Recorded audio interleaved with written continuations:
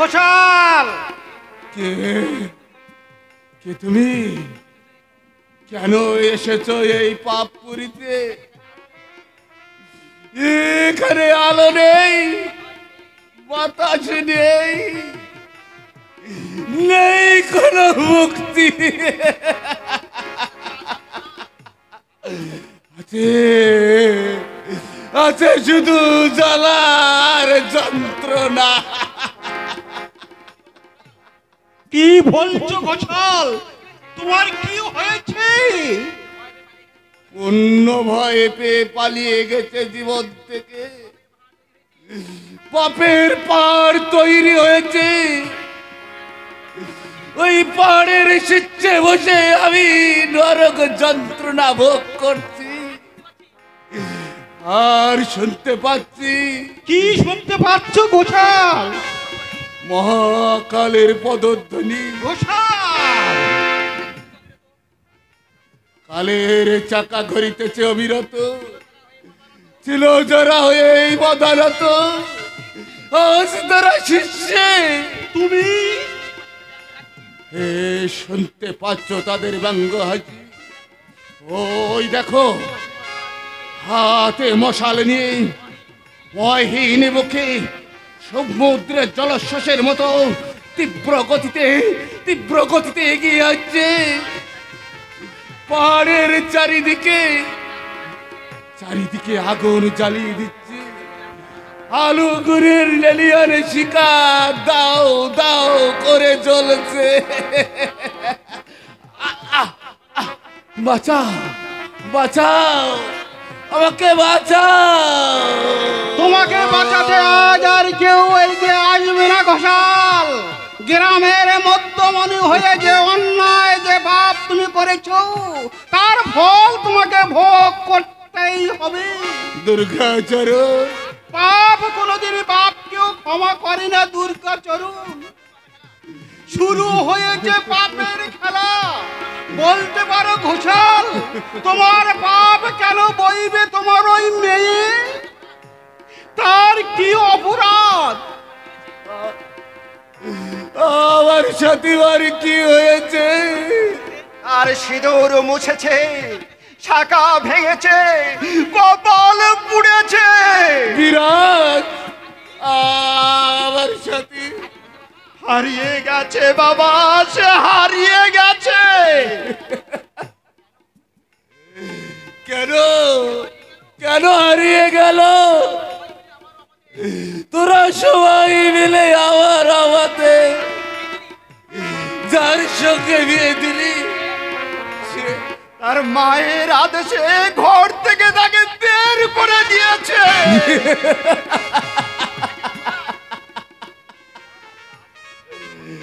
বাবা বিরাজ, আমার সাথী এখন কোথায়? আমি জানি না, তবে আমার ধারণা এই লজ্জায় সেই পৃথিবীর মায়া ত্যাগ করে চলে গেছে ওই স্বর্গে। বাবা, স্বরাজের দেওয়া সংবাদ ভুল। মামা বাবু, স্বরাজ পুলিশের চাকরি করলেও সত্য উদ্ঘাটন করার শক্তি তার নেই। সাথীমা বেঁচে আছে। বেঁচে আছে, আমার সাথীমা বেঁচে আছে, তবে কোথায় আছে? কলকাতায় ভোলানাথ অধিকারীর বাড়িতে। কেষ্ট, জানেন বাবু, এমনি করে বেঁচে থাকার চেয়ে মরে গেলে বোধ হয় ভালো হতো। কেষ্ট, বলতে পারো ঘোষাল, দুঃখের সঙ্গে লড়াই করে যেগুলো সুখের সন্ধান, তা কেন হারিয়ে গেল? সাথীর মনের সবুজ স্বপ্ন ভেঙে গেল এত তাড়াতাড়ি। বড় এর জন্য দায়ী কে? আমি দায়ী দুর্গাচরণ, আমি দায়ী। ঘোষাল, আরে বিরাজ, আমি দায়ী। আমার দোষে হাসি খুশি ভরা মেয়েটার জীবন আজই নষ্ট হতে চলেছে। কর্তা বাবু, কেষ্ট, তুই তুই কত ছোটবেলায় এখানে এসেছিলি, আজ বুড়ো হয়ে মরতে চললি। আমি আমি তোর প্রতি অনেক দুর্ব্যবহার করেছি। তোদের সকলের কাছে আমার অনুরোধ, এই জীবনের সন্ধ্যাবেলায় আমার পাপের প্রায়শ্চিত্ত করতে দে। একবার তোরা সকলে আমাকে নিয়ে চল আমার ওই বাবুরা বেটার কাছে। আমি একবার দেখে আসি বাবা, সে কত নরক ভোগ করছে। কর্তা বাবু, না না, আমি যেতে পারবো না। যাকে আমি জ্বালা অসহ্য যন্ত্রণা জ্বলে গেল, পড়ে গেল, জ্বলে গেল রে, পড়ে গেল, পড়ে গেল, জ্বলে গেল। কর্তা বাবু, কর্তা বাবু, কি হয়েছে বাবা বাবু? কর্তা বাবুর কি হয়েছে? অতীতের পাপ আজ শরীরে পাড়া হয়ে ফুটেছে। তার মানে তোমার বাবা কুষ্ঠ রোগে আক্রান্ত। বাবা বাবু, গোশালের সঠিক চিকিৎসা করলেও হয়তো ভালো হবে, কিন্তু হতভাগী সাথীমা মৃত্যুর দিন গুনছে, কেউ তার কাছে যেতে সাহস পাচ্ছে না।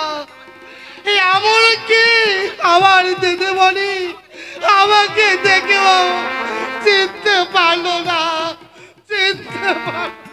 তোমাকে চিনতে না পারলেও আমাকে সে নিশ্চয়ই চিনতে পারবে কেষ্টদা।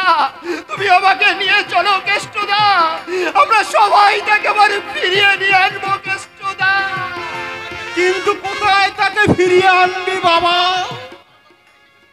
কে কেন তো সেই নরক যন্ত্রণা ভোগ করবে? তার চেয়ে স্বরাজকে সংবাদ দিই, কলিকাতার কোন নার্সিং হোমে রেখে তাকে চিকিৎসা করুক। আমি দাদাকে সংবাদ দেব, আমি কলকাতা যাব, ওই কলকাতা গিয়ে ভোলানাথ বাবুর বাড়িতে গিয়ে দেখে আসবো আমার ছেলের বোন সাথীকে। তাই চল বাবা, আমিও যাই তোদের সঙ্গে, দেখে আসি ওই সাথী মাকে।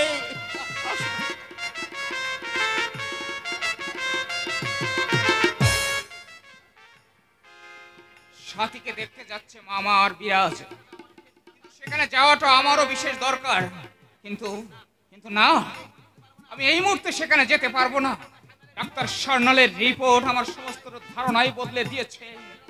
স্কাউন্ডেল রাজা মদ্যপান অবস্থায় মেয়েটাকে রেপ করেই ক্ষান্ত হয়নি, তাকে খুন করাইছিল তার আসল উদ্দেশ্য।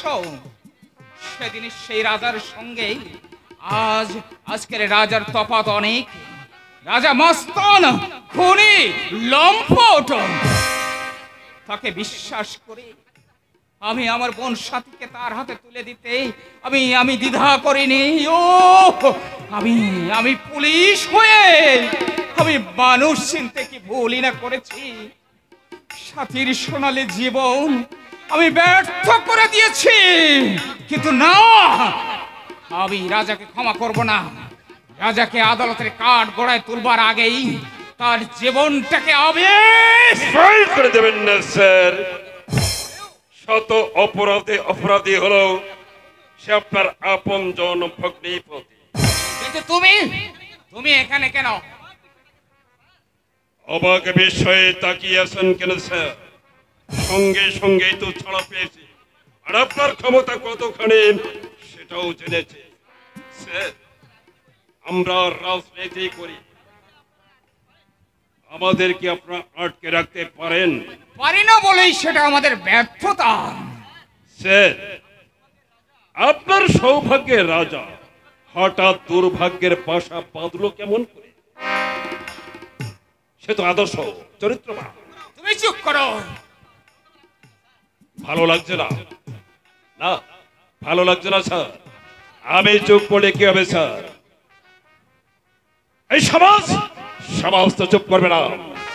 কাগজের সাংবাদিকদের আপনি কি করে চুপ করবেন? সে কৈফিয়ত কি তোমাকে দিতে হবে? ছি ছি ছি ছি, এ আপনি কি বলছেন স্যার? আপনি হচ্ছেন থানার বড় বাবু। আপনার মান সম্মান যশ প্রভাব প্রতিপত্তি সব নষ্ট করলো আপনার ভগ্নিপতির রাজা। এই দেখুন স্যার, আজকের কাগজে বেরিয়েছেন রাজা মস্তান খোরে, নারী ধর্ষণকারী, আর তার আত্মীয় হচ্ছে একজন। আসলে তুমি এখন যাও, তোমার কোনো কথাই ভালো লাগছে না তাই না স্যার? কেমন করে লাগবে? আমরা হচ্ছে রাজনীতির সক্রিয় কর্মী, আর রাজা মস্তান হচ্ছেন নারী লম্পট, নারী ধর্ষণকারী। তাকে বাঁচাতে কি করব সেটা আমি বুঝবো। তোমার আর কোনো কথা আছে? আছে আছে? আছে স্যার আছে, কিন্তু সেটা তো এখনো বলবো না, বলবো তখন কখন? যখন কেস রিপোর্ট সবকিছু রাজার নামে লেখা হয়ে যাবে, ঠিক তখনই বলবো। মানেটা হচ্ছে আমাকে বাঁচাবে আমার নেতারা, আর আপনার ভগ্নিপতিকে কে বাঁচাবেন সেটাই আমি দেখতে চাই। চোখ রাঙাচ্ছ অসীম। না অফিসার, তাই কি পারি? যদি সঠিক বিচার করেন তাহলে ফুলের মালা দিয়ে আপনাকে অভিনন্দন জানাবো, আর তা যদি না করেন তাহলে যুব সমাজ ছাত্রদের নিয়ে আমি থানা ঘেরাও করব। এটা আপনি মনে রাখবেন। আরো মনে রাখবেন ইন্সপেক্টর, আরো মনে রাখবেন, রাজা আপনার ভগ্নিপতি হলো সে একটা নারী লম্পটকারী, ধর্ষণকারী। তাকে আপনি কি বিচার করেন সেটাই আমি দেখতে চাই। উনি লম্পট নারী ধর্ষণকারী রাজা আমার ভগ্নিপতি, তাতে তাতে আমার মান সম্মান একদম ধুলোর সঙ্গে মিশিয়ে যাচ্ছে। কিন্তু অন্যায় করলে আত্মীয় বলে আমি তাকে ক্ষমা করব না। তাকে আমি গৌতম রাজার কাছ থেকে কোনো জবানবন্দি পেলে না স্যার। ঠিক আছে, বাবার মুখে কিভাবে কথা বলাতে হয় সে আমি জানি। স্যার যাও, রাজাকে হ্যাঙ্গিং স্ট্যান্ডে দাঁড় করাও। আসলে রাজার শরীর খুব দুর্বল স্যার। গৌতম, কথা বাড়িও না, যা বলছি তুমি তাই করো। ঠিক আছে স্যার। আর শোনো, যদি প্রয়োজন মনে করো মনসুরকেও সঙ্গে নিও। নিশ্চয়ই নেব স্যার। আমার একার পক্ষে লক আপ থেকে ওকে বের করা সম্ভব না। শরীরে দুর্বল হোক তো, তবুও তো সে একটা মাস্তান।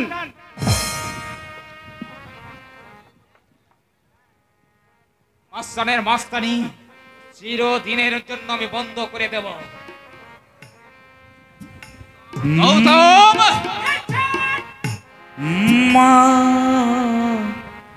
আমি বন্দি কারাগারে, মা আমি বন্দি কারাগারে, আসি মাগো বিপদে বাইরের আলো চোখে পড়ে না, মা আমি বন্দি